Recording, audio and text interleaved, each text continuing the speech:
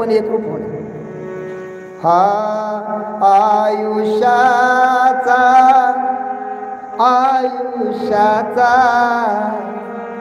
अर्थ मला समजला, शंकरा आरती करीतो तुला, शंकरा आरती करीतो तुला. तुला पाहता आयुष्याचा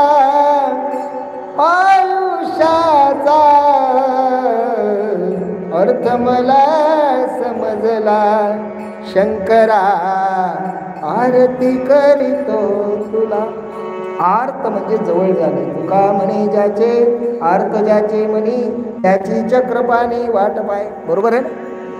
आर्त म्हणजे जवळ झाले. देव आणि आपण एकरूप होतो.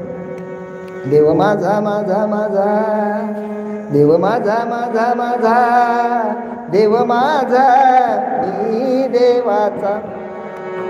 एवढ्यामध्ये अशा प्रकारचे मुळाक्षर निर्माण झाले. शिरोमंत्रासहित त्रिपदा गायत्री यातून उत्पन्न झाली. गायत्री मंत्र सुद्धा याच्यामधूनच उत्पन्न झाला. गायत्रीतून वेद प्रगट झाले. गायत्री मंत्रामधून 4 वेद प्रगट झाले. आणि एवढ्यामध्ये या 4 वेदाचं मंथन केलं. 4 वेदाचं मंथन केलं. तुम्ही जसं दह्याचं मंथन करता तसं 4 वेदाचं मंथन केलं.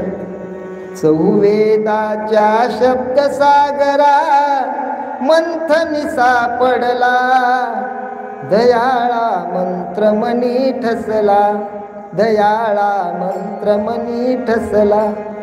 बीज मंत्र हा नम शिवाय आपलासा केला, सदा जपे जो प्रेम भक्तीने भवसागर तरला, दयाळा मंत्र मनी ठसला, दयाळा मंत्र मनी ठसला.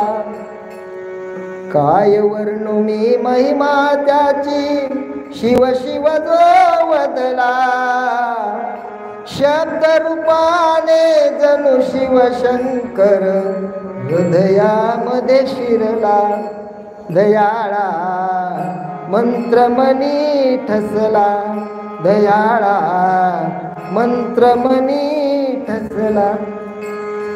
कुठपर्यंत? श्रावण महिना संपेपर्यंत.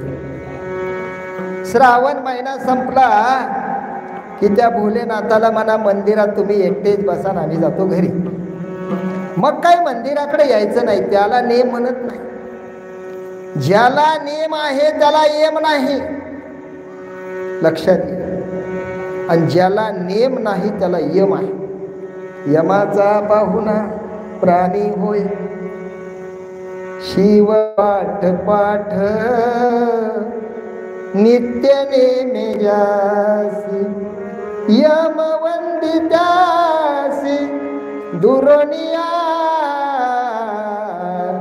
यम वंदित्यासी दुरोनिया. ब्रह्मा विष्णू आणि इंद्रादी सुरवर करीती सत्कार बहु त्याचा, चरणीचे त्याच्या तीर्थ मागावया, येती धावनिया सर्व तीर्थे. फलश्रुती सह असे 28 म्हणे शिवदास अभंग हे.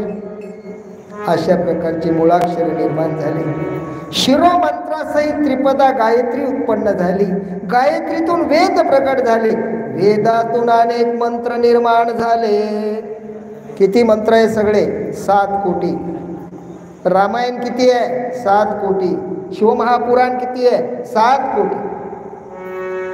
प्रणय पंचाक्षरी मंत्रानं त्रिविध गोष्टी बघा प्राप्त होतात.